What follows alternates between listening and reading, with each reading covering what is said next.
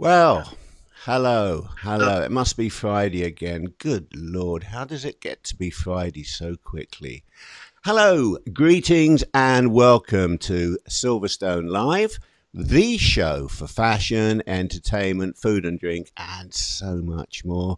Each week, a special guest joins me to discuss one of the aforementioned topics. Post your thoughts and comments during the live show, down here. If you're watching this on YouTube, you can post lots of nice comments, but you can't get any interaction from us because it's recorded earlier. But during this live show, it's 5:03, Friday, April the 12th. For the next hour, just post your comments, questions, whatever you'd like to say below this live stream, and my guest and I will discuss them while we chat for the next hour. If you want to wire some money in right now, you'll be guaranteed that we will discuss them. Before we proceed any further, I do have to have this weekly shout out to the geeks who make this show so brilliantly possible. Silverstone Live is powered by Experimac, King of Prussia, Pennsylvania, the Apple specialist for people who can't afford the Apple stores and who want a less frenzied experience. There's no wait time at Experimac, King of Prussia. They accept trade-ins and transfer data at no additional charge, and most repairs are finished in under 15 minutes, and they can add memory on the spot. Experimac, King of Prussia, specializes in selling pre-owned Apple products, a full range, computers, iPhones, iPads and accessories, making repairs, taking trade-ins and selling software and system updates. And every purchase comes with a 12-month warranty. Silverstone Live is only live each week thanks to our studio equipment, care and support by my mates at Experimac, King of Prussia, Pennsylvania. What a brilliant voiceover artist. We're not paying him enough. Right, ladies and gentlemen, again, welcome to this week's show. Lou Pearlman was the manager of several successful 1990s boy bands, which included Backstreet Boys and NSYNC. In 2006, he was accused of running one of the largest Ponzi schemes in history, totaling about $500 million.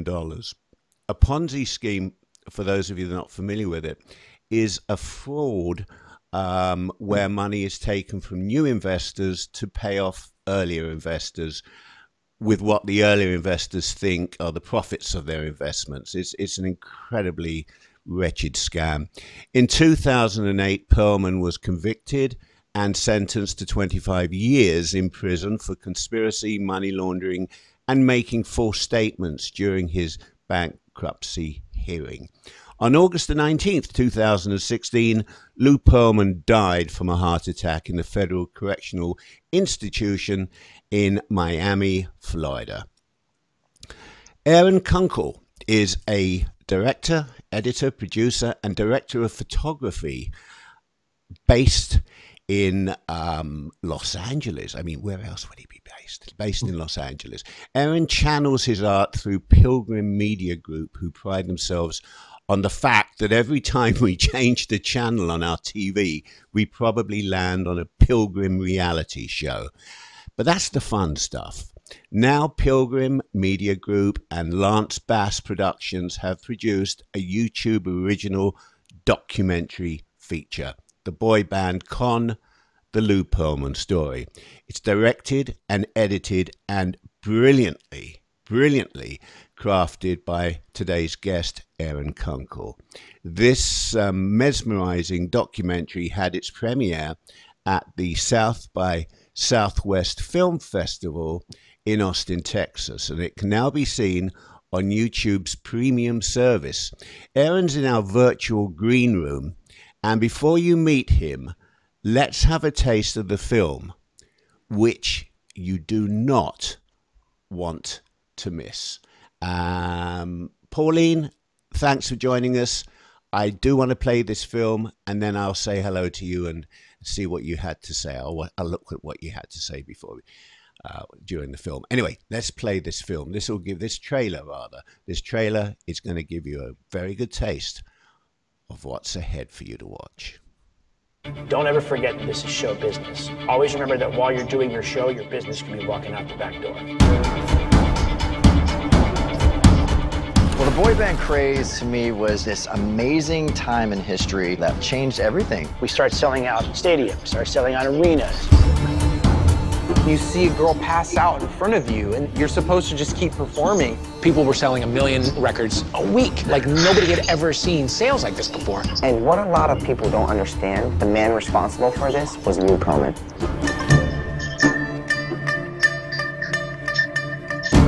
The impresario behind Backstreet Boys and NSYNC. Lou was head of our family. We would have dinners, we would tell him everything. This guy is the guy pioneering music on the radio. Things were going great for us. This was going to be our first check presentation. A lot of money now, this is going to be nuts. I open up the envelope, I see the check, and oh my gosh, like my heart sunk. I couldn't believe the number I was looking at.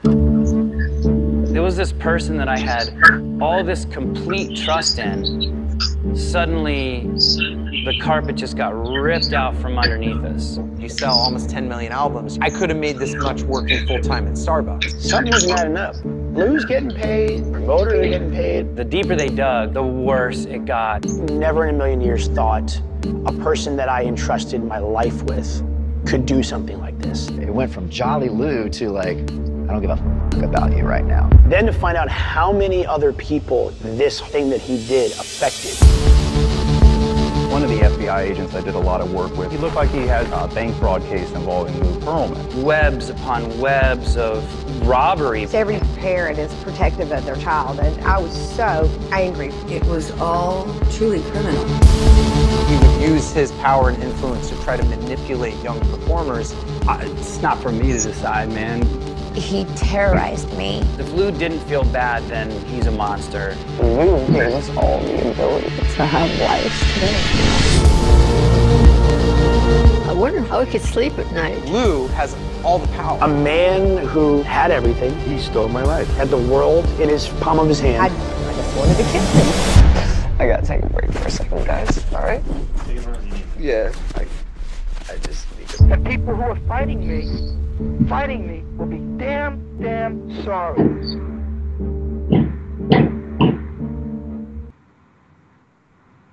Wow.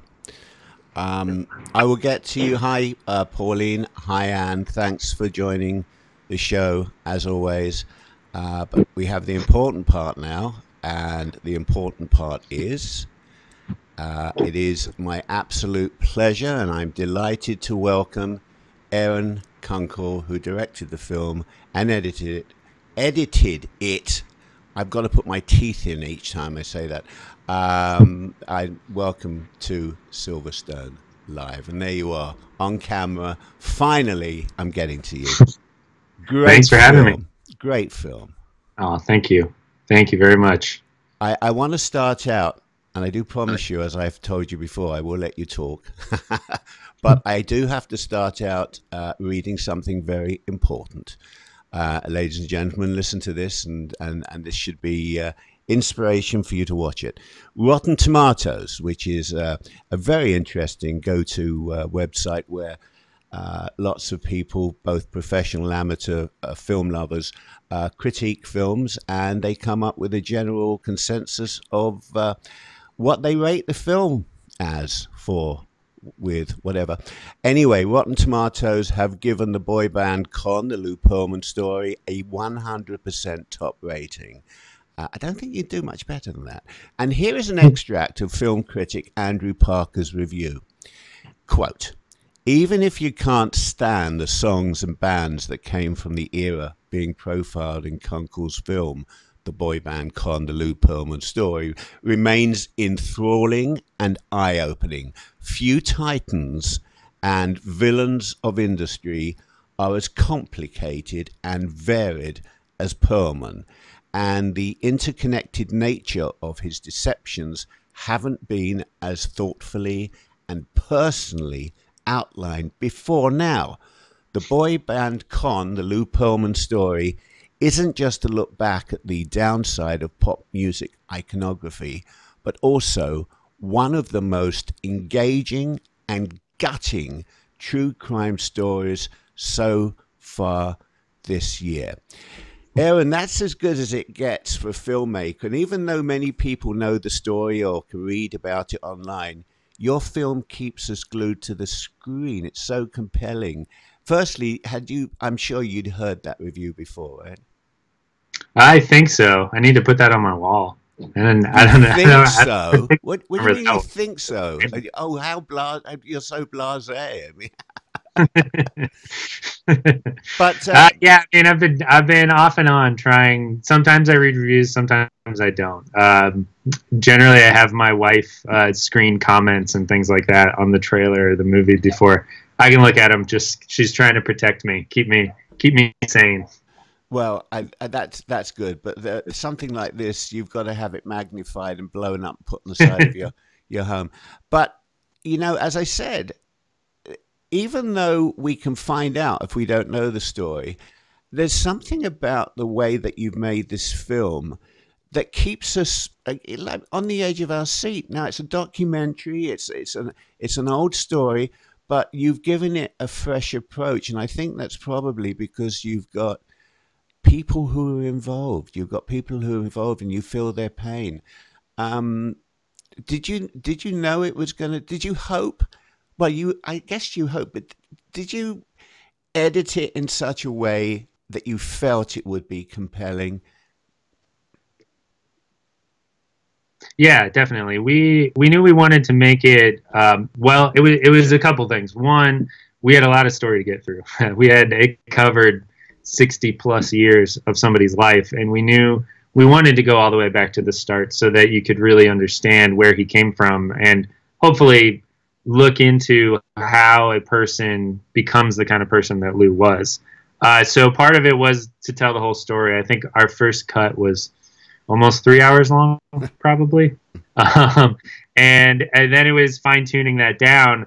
But we knew we wanted to keep the pace up because this was about pop music. It was about a fun time in history. This music that these guys all made is really energetic and high energy. So we wanted to use that to basically help tell the story and hopefully tell it in a way that kept you gripped and kept you, inspired to keep watching. Yeah, absolutely succeeded. I just want to read one other quote because it ties into what you just said. And we haven't rehearsed this, folks. It just happens that it ties in.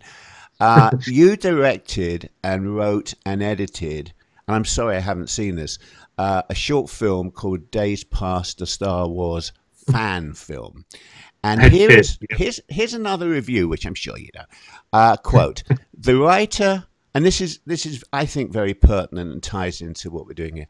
The writer-director, Aaron Kunkel, has an unusually artful eye for staging, lighting, and pacing.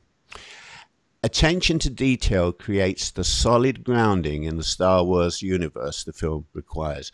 Kunkel and his team have delivered a soaring achievement in cinema, and there is a bright future ahead for everyone involved. May the Force be with all of them, end of quote.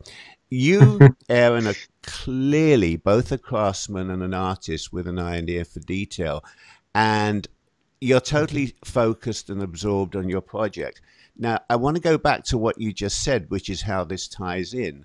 How difficult was it to condense, and I know you had 3 hours of footage, Yep. How difficult was it to condense the boy band con to 90 minutes or thereabouts, even with the gentle nudging of Shane Patterson, who edited it with you? Yeah, it was definitely a tag team effort between him and I, and there were a lot of discussions between us and Matthew Ducey, our producer, and Lance, of course, to really make sure we were streamlining the story, because honestly, we have a whole documentary about the making of Backstreet and NSYNC that we could tell, and we could tell basically from their inception all the way until they got huge. But what we had to do was really streamline that down to, is this about Lou, and is this helping to tell the story about Lou? Because ultimately we weren't making a documentary about Backstreet or NSYNC or any of the bands in it. We were making a documentary about Lou and what his life was and what he did and how he got there. So it was a lot of just streamlining things down, getting things down to exactly what we needed. And then honestly, there was a lot of really good stuff that ended up getting cut. There's a lot of stories that got cut just because the ones that we had in the doc were stronger or would help tell Lou's story better. Well, I'm just thinking while we're discussing this, why didn't you? I'm trying to think of the name of, and it's just gone out of my head. The director of Lord of the Rings, Peter Jackson. Peter Jackson. Why didn't you Peter Jacksonize this? Why didn't you turn it into a 2 or 3 part series? And you could have used everything. We considered that to start, and when our team and Lance were going around initially pitching this, we had the possibility that this could also be a 3 or 6 part series to help tell the whole story. Ultimately, it came down to where we ended up selling it, which was YouTube. And they wanted to go the documentary route, and I love documentaries, so I was more than willing to go that way. Yeah. So having spent so much time digging into the life and times of Lou Pearlman, have you come away feeling hatred for the man, or perhaps like me, do you feel he was a sad, tragic figure living on the edge of the Twilight Zone? Yeah, I think probably more of the latter. It's really hard, and that was something we wanted to get across in the doc, and it was something Lance wanted to make sure, Lance Bass, to make sure that we got across also, was that a lot of the people in the story don't hate him. He did a lot of bad things, and he stole a lot of money, and there a lot of things, but ultimately everyone finds it very hard to say that they absolutely hate him. So you kind of feel that too, given who our subjects were, given all the people we talked to.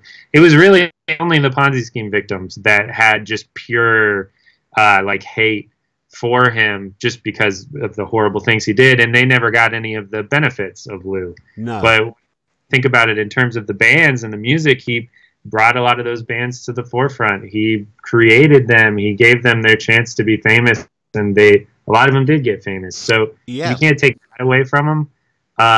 But ultimately, you also can't take away that he did a lot of bad things too. And I want to touch on what you were just talking about in a second. I know you were pitched the idea of this story by, you just mentioned, Matthew Ducey, and a producer at Pilgrim Media Group.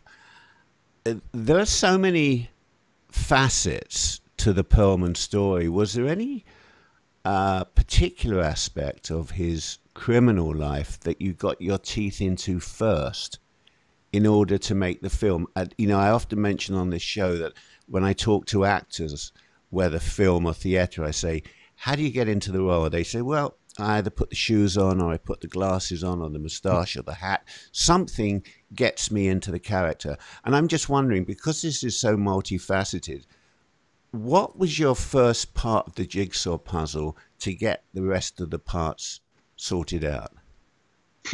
Well, one of Matt's initial pitches for me was, did you know that boy bands came from blimps? And I did not know that. I don't think anybody knows that. Because that's just a fascinating thing. Like, how many figures in history do you know that considered themselves blimp magnates and ran a blimp empire? There aren't a lot. So that was initially very interesting. And I think, honestly, the whole airplane facet of this story was what really drew me in. And just the ways in which those worked into the con that he was doing. I don't want to give away too much for anybody. No, I'm sort of mentally editing you as you're talking, because I don't want you to give away the whole story. No, I don't want to give away too much, but I think it was really just, number one, his genuine fascination with airplanes and blimps, and how he basically used that to create his criminal empire. I think is really interesting. Yes, it's amazing. And for people who aren't familiar, overseas viewers, blimps are airships, essentially. well, not essentially, they are airships, or the things you see over stadiums these days with advertising on them, just hovering over the sports arenas. And I don't think I was going to talk to you about these airships and then aeroplanes and how they became part of the boy band, the whole story of the boy band. But I think you have to see the film to get that, because if we give that away now, then we're giving away too much. And we want to give away just enough of a taste of what's going on here. So you've produced, you did the directing, you did the editing. By the way, I wanted to mention to you that one of the things that I loved, I loved so much about this film, but one of the things I loved about this film is, and I may have mentioned to you off camera at one point, I love the production value of this. I thought it was absolutely magnificent. The editing is really just about the best editing I've seen in a documentary. And, Thank you. And the other thing that I love, because I'm very much now, as my audience knows, I've become obsessed with photography. I suck at it, but I become obsessed with it. But I love the settings. I mean, they were very simple. They were in very large rooms, but somehow being in these cavernous rooms, being in these empty spaces with the person who is just talking about their experiences, for me, it gave me almost a personal interaction with them. Or I wasn't interacting, but it just made it more personal. What I'm wondering, just from a creative standpoint, what was your reasoning for doing it in these particular locations? Because for me, it just worked. Yeah, thank you. Yeah, it was kind of threefold, I would say. One, and most importantly, it was that we wanted to go for the feel of huge, big grandioseness, because that's what this pop music craze was. Like, there almost has never been a time in music that was bigger than the boy band craze in terms of sales, in terms of money made. And so that huge, grandiose feel was something we really wanted to get across, while then being able to cut into a very intimate close shot, because we also wanted to tell the intimate side of this story. That this was a huge thing. It was a big thing, especially for a lot of the people in this movie. But we want to tell the intimate, personal story of how things actually affected them on a human level. So there was that. Most importantly, there was secondary that a lot of the boy band music videos back in the day seemed to be set in warehouses or airline hangars or things like that. So it kind of fit with that feel. And then also it was just, I'd been to that shooting location before where we shot a lot of them, and they just looked really great and they looked beautiful. And I wanted to capture that too. Yeah, there's something about it. And I suppose also the fact that they performed when they were at the top of their game, when Lou was really involved with them, in these vast stadiums. And this was what was compelling, being in a vast area with nobody else except we knew a cameraman or however many, and you were asking the questions, I would assume. I want to take a break here, and just for a second, we've just got a few comments. Pauline Kingman, who's a regular viewer and friend of everything I do, says, talking of boy bands, just to say, Take That's 30th anniversary tour has kicked off tonight in Sheffield, in England. Already seen some videos. It looks amazing. Anne Smith, who is the gorgeous lady, I love her. Hi, Anne. And talking about loving people, I love Colin Cameron, and he made it to our show tonight quite early. He got home quite early. Hello, Colin, mate. Hope you're well. You've produced this fascinating investigative documentary in conjunction with Lance Bass, who was, as everyone knows, a key component of NSYNC, whose company co-produced the film, he added credibility and also a level of trust to the people who you put on camera, from boy band members to individuals who lost money on the scams. Did you just have to wind up all of these people who are on camera and let them talk, or were they hesitant, Aaron, at first to tell their stories? Honestly, I don't know a single person we had in this that wasn't hesitant. I think that everybody, I think for multiple reasons. One, this is a story that's been told before, and it's generally gone down a very salacious route. And for a lot of people that lived this, that wasn't their experience. They didn't have this crazy, insane, like sex, drugs, and rock and roll experience with all of this. They, especially with NSYNC and Backstreet Boys. Secondly, it was a rough time in a lot of people's lives. Everybody from the boy band members who were taken advantage of by Lou monetarily. He stole a ton of money from them, all the way to the victims of his Ponzi scheme. Everybody, I think it's a little bit difficult to look back on a really hard time in your life and want to relive that. So firstly, it really makes you, it really makes you feel a lot of gratefulness that those that were in it did decide that they trusted us enough to be in it and trusted us to tell it the right way. And it also speaks a lot to Lance himself, especially on the boy band side. If you're making a documentary, especially if you're making something about a darker topic in a lot of people's lives, it really helps to have somebody like Lance as your producer, because the whole industry trusts him. They know that he's a genuine person. They know that he's not out there being like screwing people over or anything like that. He's a very genuine, honest, and nice person, which is crazy, especially once you watch a documentary, seeing what he's been through. And I think that just added this whole level of honest and trust to the proceedings that led so many more people to ultimately want to be a part of it, because they knew that we were going to tell it the right way and that we were going to actually care for their stories and protect their stories and not re-edit it so that it sounded like things were different than they were or anything like that. And so that, I got to give a lot of credit to Lance. Like casting this movie is so much him and just who he is.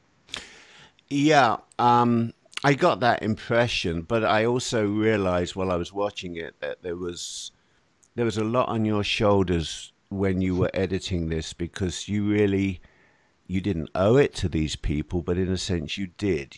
They've been hurt. They were kind enough to open up their hearts to you, and I know that, having researched so much about you, I know that you wanted to do right by them. So, and I think, and it's impeccably done as far as that goes. So nobody would be disappointed.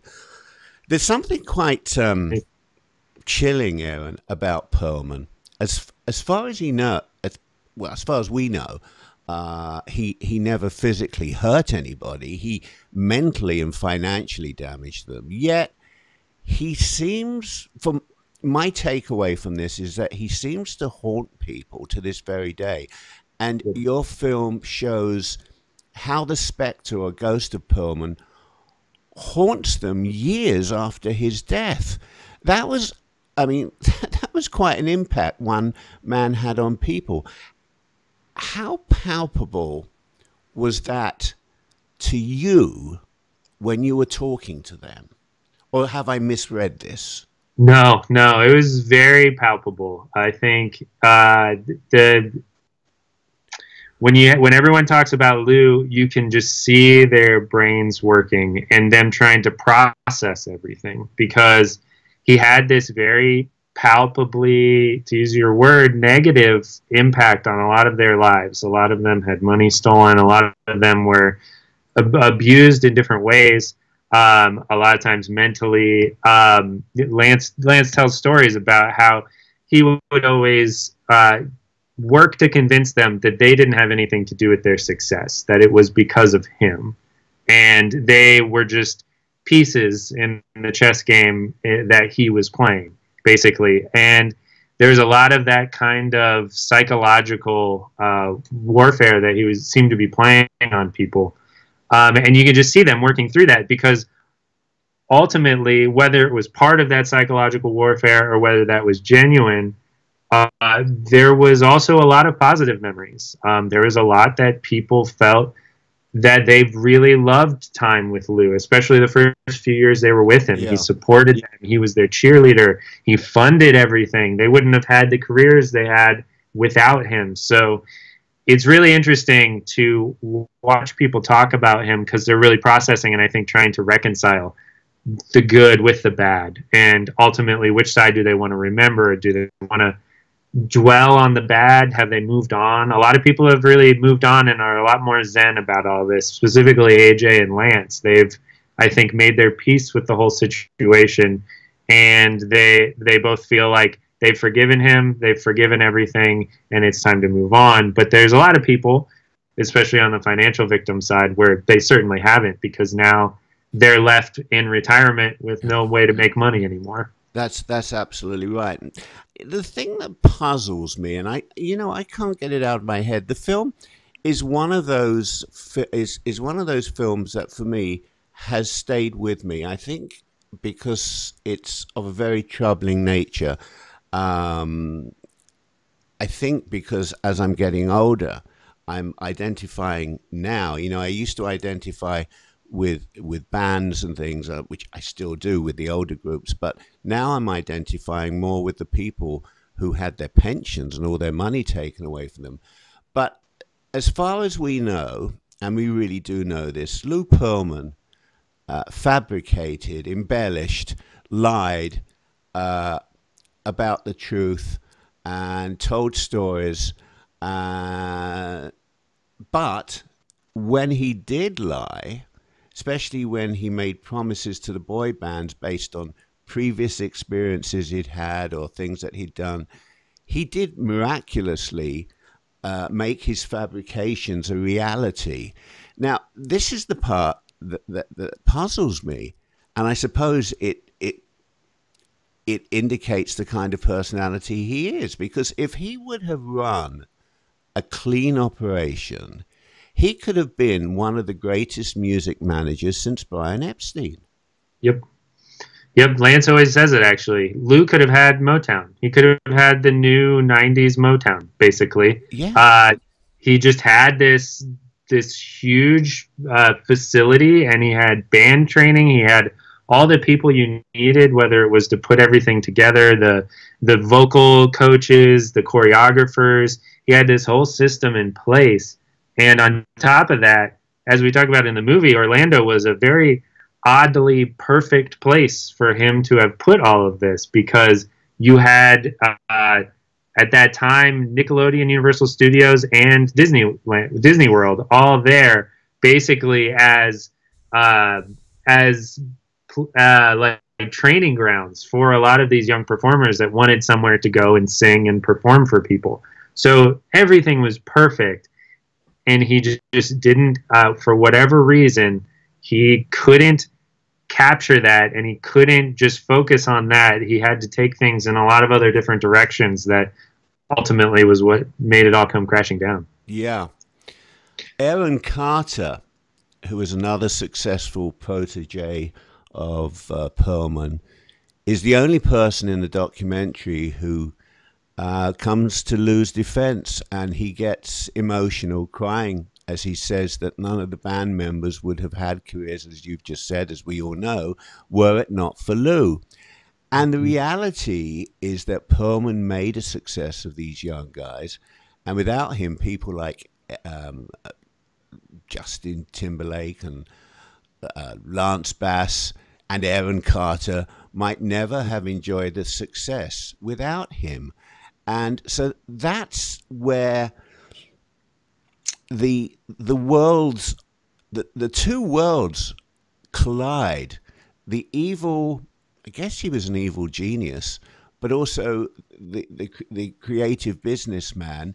For as much damage as he did, I mean, look at the careers that he has created and the success that they've got. I suppose, you know, besides the people who now have no funds to live off of, Lou Pearlman lost everything and maybe wouldn't have had a heart attack, and he might still be alive if he wouldn't have been that greedy. But the point I'm making, and you've already made it, but we have to make the point, is that he did create some very big names out there. Yeah, you can't take that away from him. We actually, for a while, in one of the first discussions we had with Lance, we were kind of talking about it in terms of how should history remember Lou? Should history remember him as someone who brought a lot of great music and joy into the world through that music, with an asterisk that he did a bunch of bad things? Or is it vice versa? Is he a criminal who did a bunch of bad things with an asterisk that he also was integral to a movement in pop music that changed the fabric of pop music at that time especially, and brought a lot of joy genuinely into people's lives, and is still bringing joy into people's lives. Backstreet is just about to go on a tour right now across the country. So yeah. And what I'm doing when I'm chatting with you here is not so much talking about the actual making of the film, although we've touched on it a little bit, but I just want to give people a flavor of the topic, so that they'll want to see the film, because I think this film deserves to be seen, and I think people will be very sorry if they don't see it, because down the road it will become one of those documentaries that, you know, is the documentary about a period in American music history. But this is another thing. This is another thing that I just don't get. And I'm wondering if maybe there's a lot. There's a lot. Yeah. There's a lot that a lot of people don't get. I mean, I wish I wouldn't have watched the film, because, you know, I can't just watch a film and walk away from it. You've opened a can of worms with me, so you're a bastard for doing that. But the boys were receiving about $35 a day. They were working 7 days a week around the clock. And there is a jaw-dropping moment in your documentary, and we saw it in the trailer. And we're not going to talk about what it was, as far as Lance said that their first big paycheck arrived after their records and CDs brought in over $10 million in sales. I won't spoil the film. No, it was over 10 million albums sold. Oh, so 10 more million. than $10 million. It was 10 million actual albums sold. Oh my God. It was 10 million albums. Let me do some. If each album selling for $15 an album. Hang on a minute. I've got to take my socks off because I want to calculate how much this is. Anyway, this even makes it worse. So I won't spoil the film with the amount of the check that they were each presented with, because, you know, it was jaw-dropping. But Pearlman took some pretty remarkable deductions. Now, this is the part which goes back to other stuff I've said. Had he stated his intentions up front in the contracts to be reimbursed, because he did put millions of dollars into launching the groups of his own money, stolen money, no doubt, but it was his own money. Surely, if he would have told him up front, hey, I'm putting this money in, you know, I've got to get some of it back or all of it back, surely that would have been a much more palatable situation for everyone involved. Did anyone in the band mention that at all? Yeah, they actually, a lot of them have said that they understood that he needed to be paid back for what his initial investment was. And they would have all been 100% fine with a deal where he got paid back his investment and the money he put in. And then from there was a fair breakdown of how the money was distributed after that. But that just wasn't what happened. It was so far in his favor. And the interesting thing, because this is something that we also wanted to hopefully educate people about, anybody who wants to be in any kind of entertainment field or really any field, is that specifically in entertainment, a contract works a little differently than, say, as Lou would put it, a blimp contract, where if Lou rents out one of his blimps for a year, for 12 months, the company that's renting it is going to pay him the amount that's in the contract. Right. He felt like that's how it should work with his bands too. He had a contract, so they needed to abide by the contract. But the difference, as the band's manager from back then, and who is still Justin's manager now, Johnny Wright, put it in the movie, is that in the entertainment industry, the power shifts. Lou had the power at the beginning because he was who created the bands and invested all the money. But eventually, the band became huge, and the band became its own thing, and the power shifted to them. And at that point, Lou wasn't willing to renegotiate the contract. And that's ultimately what made at least the band side of things come crashing down, is that he wasn't really willing to do what happens a lot of times, especially in the music industry, which is that contracts get renegotiated so that the bands are getting a fair deal. Yeah. He just wasn't willing to do that, and that was ultimately what made the bands want to leave and get out from under him. And you just said something which is almost like a pun in a sense. You said things would come crashing down. The difference between the band and the blimp is that he bought these beaten up old blimps seemingly for the intention of crashing them. So he paid a little bit of money for them, but overinsured them, crashed them, got the money both from the advertisers, who ultimately he had to pay back, but he got a nice sum of money from the insurance companies. Mm-hmm. Pauline just says the people he made famous need to cling on to that and not think of him, but focus on their own talent. And I think they've done that. It was just you coming along, opening it up, that made it worse. Yeah, I was the one that made him go back down that hole. And I think they also, at this point, I think it's a little bit less. The impression I got from all the guys in the bands, and even the bands that nobody has ever really heard of, because Lou had a ton of them, was less that they wanted their story to get out for a woe is me sort of thing. It was less about feel bad for me, and more I want that this kind of thing doesn't happen to people in the future, and that everyone is looking out for this kind of thing, so that up and comers in the music industry understand that this kind of thing can happen and are looking out for it. Yeah. Now my brother is watching us. And my brother is not in the music industry, but he is a music nerd. Mm-hmm. By the way, my brother's the one with the brains. I'm the one with the looks. Just so you know, it's just so you know. He said that the music industry is littered with many talents, even mature artists such as Leonard Cohen, who were defrauded by their managers. Unfortunately, too many artists allow their lives to be controlled and managed because they are too involved in making their music and touring. I'll add to that, I know Howard hasn't seen the film, but I'll add to that the fact that these were very young guys and being offered the huge carrot that Lou offered them, they probably weren't even interested if anyone said be careful, as they had done. All they were interested in at that point was making music and making money. So this was a great opportunity. So if we combine what Howard said there, that they're focusing on their music, but also they're seeing, I mean, we've already said Lou shows, Lou's living in this huge mansion. They think he owns this. He probably did. The Rolls Royce he was driving around with. He's boasting about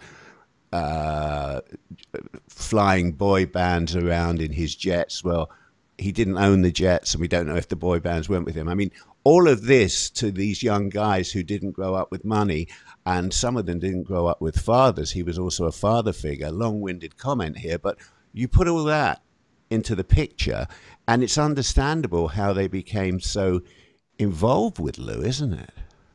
Yeah. And I think it's a lot of that, just like, wow, we could be huge and you really want to do that. And yeah, they were all young guys. The interesting thing is that their parents were there too. And everybody got duped. Smart people got duped. And that was another reason we wanted to tell this story, was that it isn't just about being naive about the music industry. It's, you can be conned even if you're being smart about things. So number one, get an entertainment lawyer. That was one of their problems, was that they had a lawyer look at their contracts, but not an entertainment lawyer. And the entertainment lawyer could have seen a lot of things and understood the industry more to know that these were bad contracts.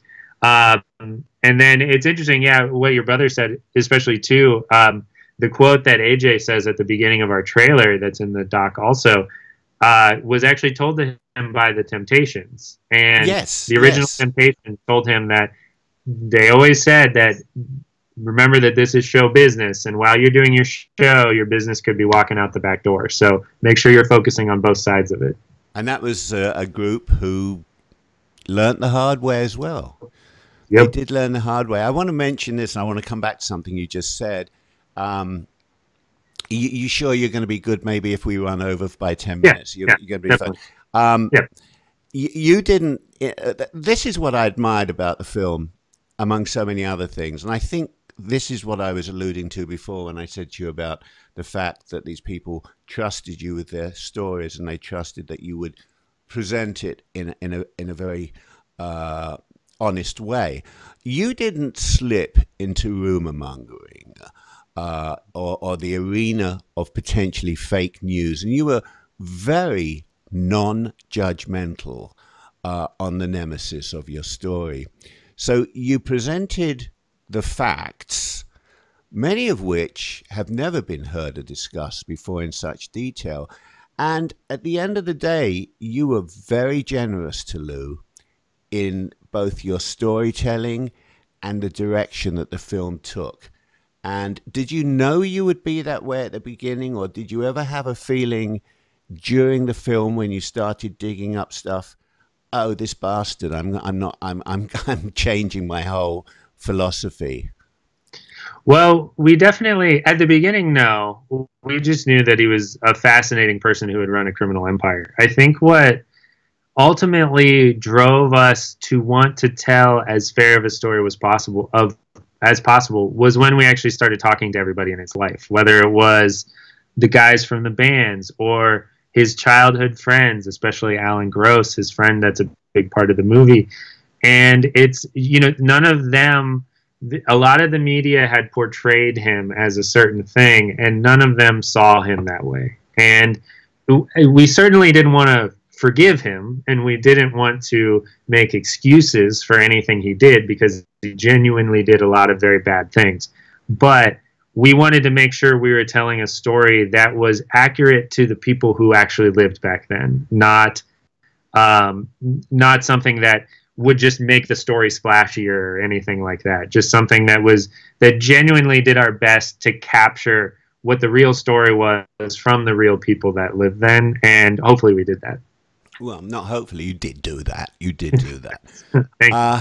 Because you being a director, I know you were so involved, 24/7 making the film that you can't necessarily step away and then come back a week later and look at it. So having seen it, for the first time, I can tell you accomplished that for what it means coming from me. But I want to ask you something, because this is another thing I have to ask you. I do have to ask you, because I love having a director on the show, because then I can ask these questions that you can't normally ask. Pearlman's childhood friend, you just mentioned him, Alan Gross, and people will discover when they watch the film what his tie-in is with the blimp and with the airline and everything. He appears in your film quite a number of times, and there is a sadness about him. And I'm just wondering, and I don't know if you can answer this, but did the sadness appear, as far as you're concerned, only when he told the story to you, or is he somehow marked for life by how he was treated by his childhood friend, or so-called friend, in later years? Did you notice that turn on and off, or was he just a sad man? Is he? I think that I think it's something that was permeating his life. I think that something one thing I feel like I learned the most about him was the longing that he had for having a genuinely strong career in blimps, which was what his dream was. This was a guy that since he was a small kid, he had always dreamed about being involved with blimps, and he went over to the Flushing Airport right by where they lived in Queens and would help the blimps just for free as a volunteer, help them land, help pass out pamphlets. And I think a lot of it, I think there was definitely a lot of sadness and longing there for that it never happened for him. And, you know, I think that might have partially been because of Lou and partially because of other factors, but I think he had a lot of sadness that he never had the career he wanted in that. I just felt so. I came away, of all the people that we saw in the film, I felt really upset for him. Mm-hmm. Yeah, it was tough. I mean, he still had a lot of things he loved. He took me on a tour of his apartment for hours, showing me all the blimp memorabilia he had and all these different things, and telling all these stories about different things within the blimp world that he had done. So, I think it's also great. It's unfortunate that right after we shot with him, or a little close thereafter, he passed away. I didn't know that. Oh yeah. We have it real quick in the end credits, but yeah, he passed away last year.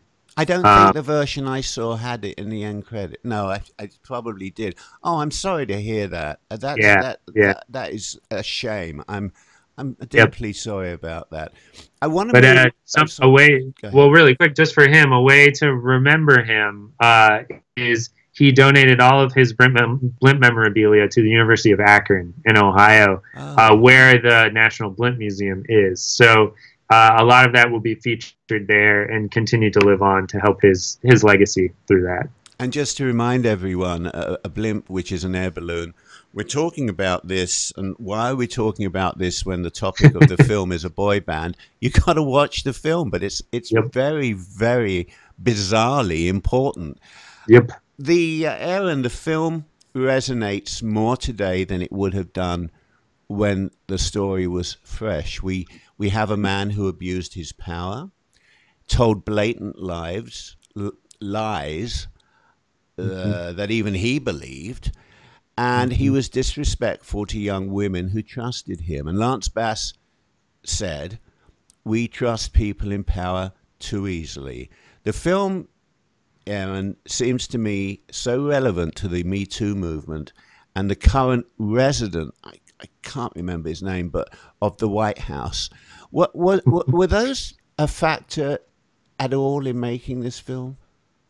Yeah, definitely. I think that the Me Too stuff, we're really privileged to be a part of that, because it actually started long after we started this movie, because we started this movie back in 2016. So it's been going, and it's great that our movie will hopefully be its small part of that movement, and bringing truth to power and reckoning to people in power that are abusing it. And hopefully it continues that conversation and keeps that going. To the resident in Washington of it all, yeah, I mean, I cannot say that through the making of this, we didn't find a lot of similarities between the two. I'm not saying anything about any criminal things, but more so just that you really can see that they had very similar speech patterns. They loved aggrandizing themselves. They loved talking themselves up. The way we had one of his childhood friends, we specifically put her line in there as a somewhat of a reference, where she talks about how he would never answer questions. He would start to answer it, but then he'd kind of ramble for a while and change the topic, and you'd realize that he never asked the question he never answered the question you asked in the first place. So there were a lot of similarities, and what we just wanted to do was make sure people are always looking out for that, and make sure that on both sides, on any sides of the aisle, that you're not falling victim to confirmation bias, like something that you think should be true, or something that you really want to be true, and you're believing that because of that, as opposed to actually doing the due diligence and looking into it. I think that's something that even I've fallen victim to a lot every time you go on Twitter, basically. So I think, yeah, I think that's hopefully something that people can come out of this movie with also. You did leave out a very important part. I don't know if you knew this, but Lou wanted to purchase 10 million blimps, and he was going to use them to build a wall between Mexico and the United States. You never put that part in the film. I don't understand. You know, and an interesting thing though, Lou wrote his own, or had written his own Art of the Deal. I can't remember the exact title of it. I have it on my desk at work. It was called The Art of the Blimp. No, yeah, yeah, exactly. But in that, he actually talks about how he, at one point, because they were both from New York, had discussions with Trump about a business deal that they were going to have together. And Lou Pearlman decided that Trump's business was too shady to be involved in. Excuse me. I knew Trump was going to come into this somehow. I mean, this thing smells of him, but we're not going to talk about that. I'm going to ask you this question, and while I do it, while you answer it, I'm going to put up a few photos, behind the scenes photos, various members of the bands, and you know the photos because your publicist sent them to me. But the film features Lance Bass, JC Chazez. Is that the right pronunciation? I believe it's Chazé. Chazé. That's what I thought. Yeah. But I said Chazez, just, I don't know. I've heard it both ways, so it's hard. And I honestly, I kicked myself after we interviewed him because I forgot to ask. Well, it's like the mayor, that mayor that's running for office. They're just going to call him by his first name because they can't pronounce his name. Pete Buttigieg.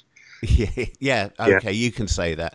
I've already had, I haven't mentioned it, I've already had a full glass of Campari. And they're not bloody sponsoring me, buggers. Anyway, so you've got the film features Lance Bass, who of course you worked with, who co-produced this, and was integral to your partnership in this. Chris Kirkpatrick, AJ McLean, Aaron Carter, Nikki DeLoach, Ashley Parker Angel. Do you think, Aaron, that these scammed recording artists, along with the people who lost everything in the Ponzi scheme, found any closure from talking to you? And I'm going to pop up some photos while you answer that. I think a lot of them did. I know Lance talks a lot about how this movie was kind of great therapy for him, just to get out all his feelings, to talk through all his feelings. And I think that's the same way with a lot of the band members too, that hopefully it felt good. I know we had Nikki DeLoach and Ashley Parker Angel at screenings we had here in LA, and they both talked about how therapeutic it was for them to watch it, and how it affected them a lot, even watching the movie. But ultimately, it helped them get through it. Same thing with Lance's mom, who's a big part of the movie. I think it hopefully helped her talk through it. I think with the financial victims, it was harder. Hopefully it helped with them that they were able to get their story out there to the world, because it's a part of the story that hasn't really been told. And they haven't been able to give their voice because they're not famous. But hopefully it did help them in some way, at least protect future people from falling into the same traps that they did. Yeah, yeah. Well, hopefully that will come of it.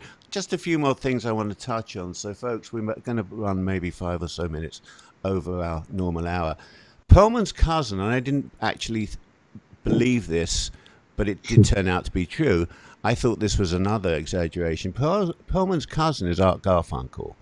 And it was Art Garfunkel's fame and wealth which was probably the real inspiration for Pearlman's interest in the music business.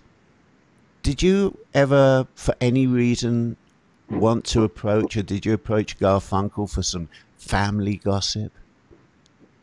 Yeah, I think we did approach him, and I think he declined to be a part. Oh, surprise. I bet he doesn't want anything to do with that. I don't think it was a story he wanted to be a part of, and that's understood. Because he did, they were cousins, but it's not as though he was involved with Lou on any business or music side. So, no. But I do think, as John Seabrook, the author, puts it in our film, I do think that Art was a inspiration for Lou, both as you were saying on the fame and fortune, but also I think just in terms of Simon and Garfunkel are some of the best harmonizers to have ever lived, and I think that's what a lot of people think Lou was looking for when he was making the bands, because both these, especially Backstreet and NSYNC, could sing any of their songs a cappella and do it incredibly well. So I think that was something that they were definitely going for. Yeah.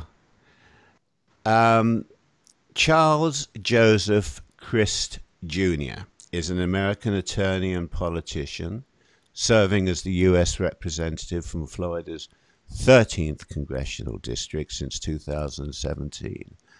He previously served as the 44th governor of Florida. Do you think after your film he'll be investigated for firing the woman who was investigating Pearlman because I think you alluded to in the film, he and Pearlman had a little thing going? You'd hope so. I mean, it's hard to ultimately say what comes out of these things, but that was another story where we had found enough evidence that we felt comfortable that this wasn't just a rumor, that it wasn't just throwing out things that we weren't sure whether they were true. We had multiple people who would go on camera talking about how this was something that happened, and it ultimately protected Lou in a lot of ways. So you would hope, because in the same way that the Me Too movement is happening, you would hope that we're moving towards a realm where politicians will have to answer for things that they've done also, or at least have people investigate as to whether there was any wrongdoing, I should say. So that's definitely something we're hoping for, but I guess we'll just have to see. He also declined to be a part of the documentary as well. Oh, so. Surprise number 2. Yeah. I mean, in his case, I hope he doesn't sue you.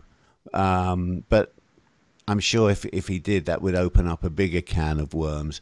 You were very lucky with your choice of subjects. I mean, they were animated, they were articulate. At first, I laughed with the Mancusos when we first met them. I adored them. Yep. And then my heart broke for them because everything they seemed happy-go-lucky, and then you discovered that they'd lost everything they ever had, and they don't know what they're going to do to recoup it. And Lance Bass's mum, oh, what a delight. He says she's shy. I just love her voice. I love her accent. The sweetest Southern voice in the world. Yeah, and she's a very pretty lady. And I can't believe how. This is what also annoyed me. She's so young, and she's his mother. But everyone is now getting to be young to me. They were all naturals on camera. That was almost a gift for you. Yeah, definitely. I mean, it speaks. It definitely helped that we had a lot of media trained people in this movie. Lance and his mom have been on camera for 20 plus years, so they definitely know how to be engaging when they're speaking. And I think we got really lucky with who we interviewed on all facets of it, that everybody was willing to actually feel comfortable enough to be themselves and to joke around on camera and to let their personalities shine, which is always a gift when you're making a doc like this. There's a couple of things I want to just touch on here. We're winding this down now. Although you're in California, so you're not hungry. It's past lunchtime. It's not dinner time. To paraphrase my hero, Winston Churchill, when he was talking about Russia, Lou Pearlman was a riddle wrapped in a mystery inside an enigma. A thoroughly perplexing man who I both disliked, and yet I pitied him. I know we've already spoken about this in another way, but do you feel the same way about him, Aaron, that you disliked, but yet you pitied him? I think so, yeah. And I think a lot of the times when you're making a doc, I think you really end up feeling a lot of the emotions, as I was saying before, of the people that you're interviewing, because I wanted to keep myself as neutral of an observer as possible, because I would always rather make a documentary where the viewer has to make the decision of how they feel about something at the end. I don't want to come in with my own bias and project that onto the film. And so I think through just the years of talking to people that we did for this, and the hours and hours of interviews, I think, yeah, that I'm mimicking what a lot of people in the film felt, which was, you could never forgive, well, you could forgive him, but you can never defend the bad things that he did in his life, because he did a lot of them. And he made a lot of people's lives significantly worse, especially those investors, for his Ponzi scheme. But ultimately, when you really look back on his life, you can start to see where he came from and why he was the way he was. And yeah, in a lot of ways, you do end up pitying somebody who a lot of people felt like was just looking for a family, was just looking to be a part of something. And he loved being a sixth member of the boy bands because that meant he was one of the cool kids. And so there's definitely a level of sorrow you have for someone who feels that way also. I think this might be a good film for psychologists to watch as well, to see how somebody's childhood impacts and their low opinion of themselves impacts when they get older. Aaron, I wanted to tell you that whenever I feel sad or lonely, I remember Walter and Julia. With your permission, and as a token of my appreciation for you being on the show, may I play your short video about Walter and Julia? Yes. And then, ladies and gentlemen, I'd like you to do something for me after we watch this. So this is something that I adore, you're going to adore. It's made by our guest today, and it's called Walter and Julia. We've got it ready to roll right now.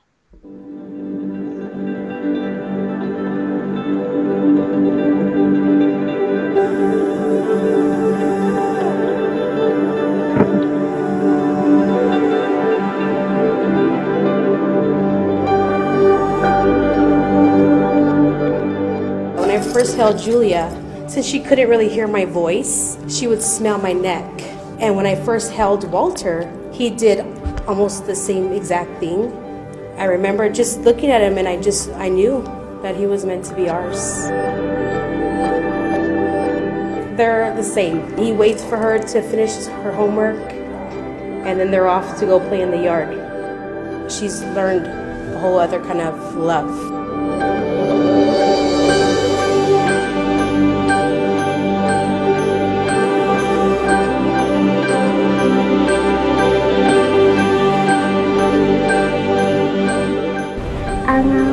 Walter.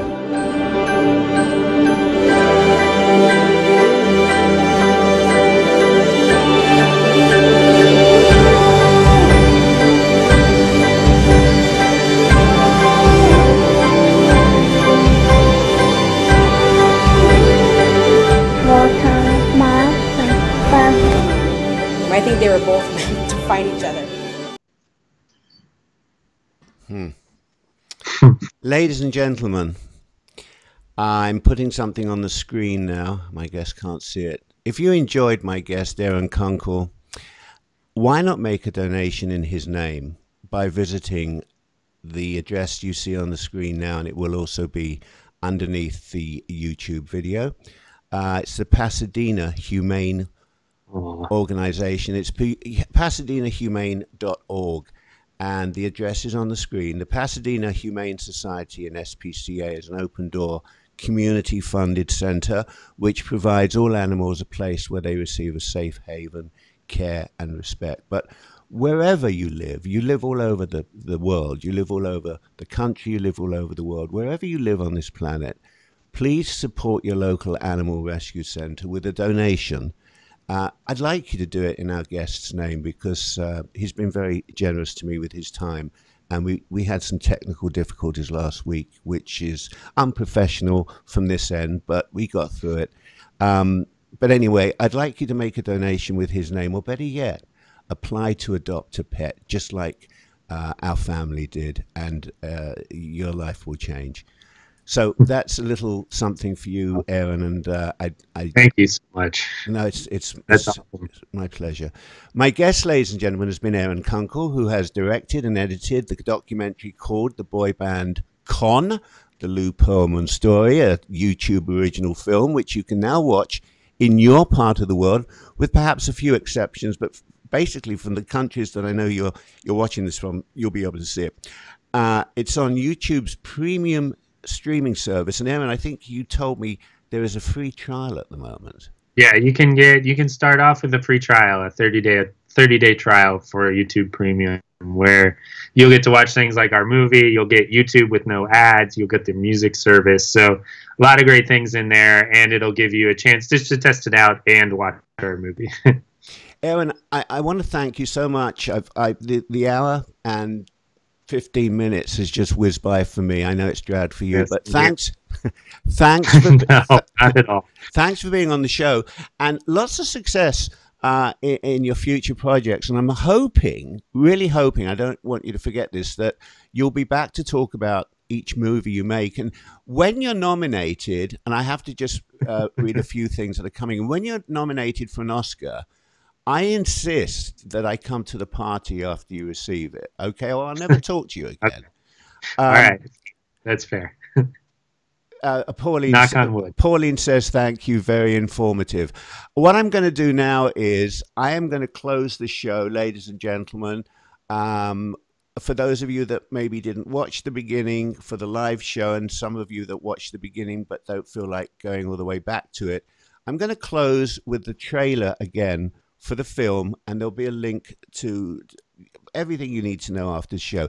Aaron, I am going to be very rude to you, as I always am to my guests, because I'm going to have to just hang up from Skype with you. But I hope this is the beginning of a friendship between us, because I really enjoyed your company today. Yeah, it's vice versa. Thank you so much for having me, and I'll definitely be back. Knock on wood that I get to keep making movies. I'll be back here. I have a feeling you're going to keep making movies. So, Aaron, have a wonderful summer. Lots of success with this film. Lots of success. You'll keep in touch with me, or your publicist will. You have people, of course. And we are now going to show the trailer of Aaron's film. It's self-explanatory. Aaron, until the next time, mate, thank you. And ladies and gentlemen, love you all. I'll see you all next week. Same place, same time. Cheers. Go and have a beer. Here's the trailer, folks. I'll see you next week. Don't ever forget that this is show business. Always remember that while you're doing your show, your business could be walking out the back door. Well, the boy band craze to me was this amazing time in history that changed everything. We start selling out stadiums, start selling out arenas. You see a girl pass out in front of you, and you're supposed to just keep performing. People were selling 1 million records a week, like nobody had ever seen sales like this before. And what a lot of people don't understand, the man responsible for this was Lou Pearlman.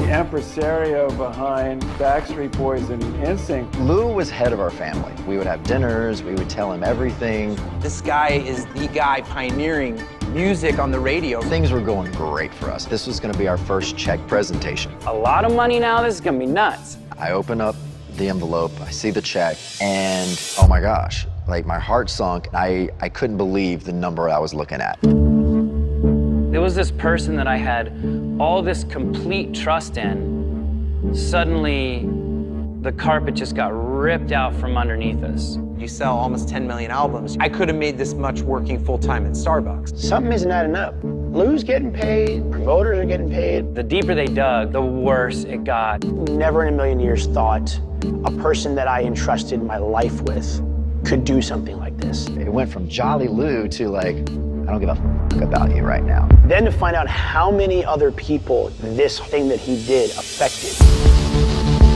One of the FBI agents I did a lot of work with, he looked like he had a bank fraud case involving Lou Pearlman. Webs upon webs of robberies. Every parent is protective of their child, and I was so angry. It was all truly criminal. He would use his power and influence to try to manipulate young performers. It's not for me to decide, man. He terrorized me. If Lou didn't feel bad, then he's a monster. Lou gave us all the ability to have lives today. I wonder how I could sleep at night. Lou has all the power. A man who had everything. He stole my life. Had the world in his palm of his hand. I just wanted to kill him. I gotta take a break for a second, guys. All right? Yeah, I just need to. The people who are fighting me will be damn sorry.